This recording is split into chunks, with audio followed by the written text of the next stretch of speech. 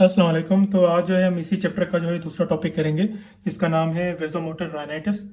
Vasomotor rhinitis एक non allergic rhinitis है जो कि किसी भी एलर्जिन वगैरह से नहीं होती, जिसे मैंने आपको नेजल एलर्जी में बताया। ठीक है। यहाँ पे क्या होता है कि नेजल म्यूकोसा जो है वो हाइपर एक्टिव हो जाती है due to the non specific stimuli. कोई भी ऐसा स्टिमुलाई आएगा जो कि नॉन स्पेसिफिक होगा, इतना कोई स्पेसिफिक जैसे कि पर्टिकुलर स्पेसिफिक स्टिमुलाई होता है जिसकी वजह से एक कंडीशन जो है वो क्रिएट हो जाती है, प्रोड्यूस होती है। तो यहाँ पे ये क्या होगा कि नेजल म्यूकोसा उस स्टिमुलाई पर जो है वो एक्टिव हो जाएगी, इरिटेट होगी, जो कि एक नॉन स्पेसिफिक होगा। ठीक है। तो एटियोलॉजी में यहाँ पे कुछ फैक्टर्स मैंने लिखे हुए हैं, तो ये फैक्टर्स जो है वो रिस्पॉन्सिबल है बिकॉज ऑफ ये इनकी वजह से क्या होता है कि वेजोमोटर राइनाइटिस हो सकती है। ठीक है। एक तो हेरिडिटी है, ठीक है, और दूसरा जो है एंडोक्राइन इन्फ्लुएंसेस। ठीक है। उसके अलावा साइकोलॉजिकल और इमोशनल भी हो सकता है फैक्टर, कॉन्स्टिट्यूशनल मेकअप भी है, और एटमॉस्फेरिक कंडीशन। इसके बाद स्नीजिंग मतलब कि रिफ्लेक्स फेनोमेना, जिसकी वजह से नेजल म्यूकोसा इरिटेट होता है। ठीक है। तो यहाँ पे एक पैथोलॉजी लिखी हुई है। पैथोलॉजी में लिखा हुआ है कि नेजल म्यूकोसा जो है वो अंडर कंट्रोल होता है ऑटोनोमिक नर्वस सिस्टम में। तो क्या होता है कि जब ये वीएमआर होती है तो ऑटोनोमिक नर्वस सिस्टम जो है वो अनस्टेबल हो जाता है। ठीक है, वीएमआर में।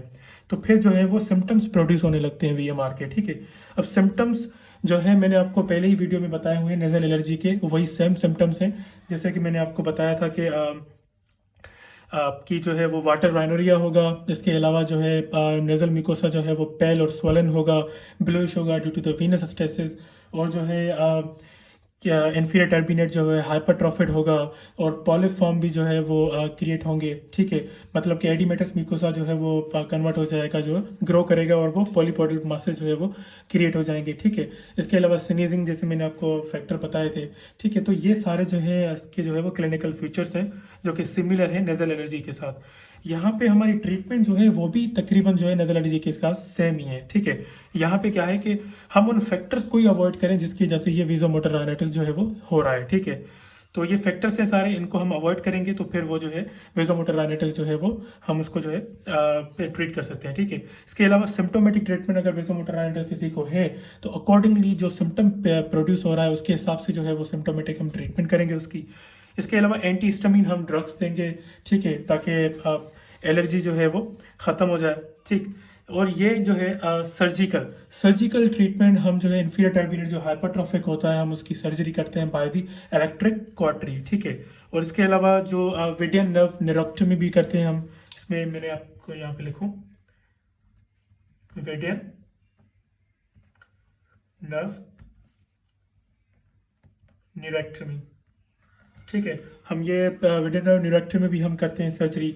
इसके अलावा जो भी हम टेस्ट इन्वेस्टिगेशन जो हम करते हैं, जैसे कि नज़ल सुमेर है, इमेजिंग स्टडीज़ हैं, और जो भी सारी जो मैंने आपको टेस्ट नज़ल एलर्जी में बताई थी, वो सारी अगर हम यहाँ पे टेस्ट अगर हम करेंगे इस कंडीशन में तो वो सारी टेस्ट नेगेटिव आएंगी। ठीक है। कोई भी टेस्ट जो है वो पॉजिटिव नहीं आएगी। ठीक है। तो यहाँ तक इतना ही है। अगर आपको कोई भी चीज़ यहाँ पे समझ में ना आई हो तो आप मुझसे कमेंट्स में पूछ सकते हैं। तो मैं आपको यही बताना चाहूँगा कि ये जो टॉपिक है, ये टॉपिक जो है तकरीबन सिमिलर है नेज़ल एलर्जी के साथ, मगर ये खुद जो है वो नेज़ल एलर्जी नहीं है। ठीक है। ये नेज़ल एलर्जी के सिम्टम्स प्रोड्यूस कर रहा है, मगर ये खुद नेज़ल एलर्जी नहीं है। ठीक है। Thank you so much.